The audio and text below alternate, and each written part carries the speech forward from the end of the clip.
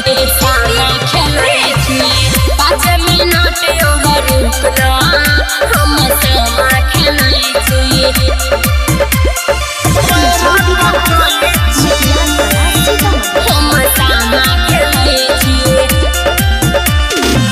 कखनो तू हमारा से मिले भी जान के कखनो तू हमारा से मिले भी जान के घोड़ा लो बैठ के हम पैरा तकई छी 5 मिनट और रुकना हम सामा खेलै छी 5 मिनट और रुकना हम सामा खेलै छी रे अभी देबे के लिए घरे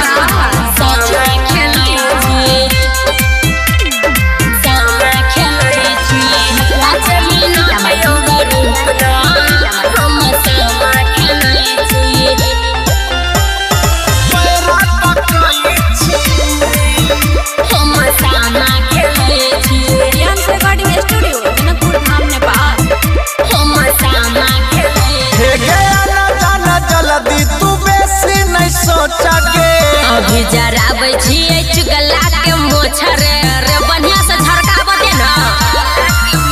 हे गया ना जाना जल्दी तू बेसी नहीं सोचा के अभी जराबै छियै चुगला के मोछर मिले के छलौ नहीं त कैला बचैले मिले के छलौ नहीं त कैला बचैले कनिको नहीं हमर बात बुझै छी 5 मिनट और रुकना हम सामा खेलै छी 5 मिनट और रुकना हम सामा खेलै छी रे तनका सामा के काजल लगे छी सामा खेलै छी सामा खेलै छी 5 मिनट और रुकना हम सामा खेलै छी पैरा तकई छी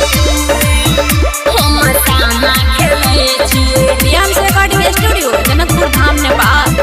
हम सामा खेलै हे गे कते देर से जान तू खेलै छी सामा आबै छियो बेसी नै कर डरामा कैला छटपटाई छै रे बेसी बजबे ये कते देर से जान तू खेलै छै सामा आबै छियो बेसी नै कर डरामा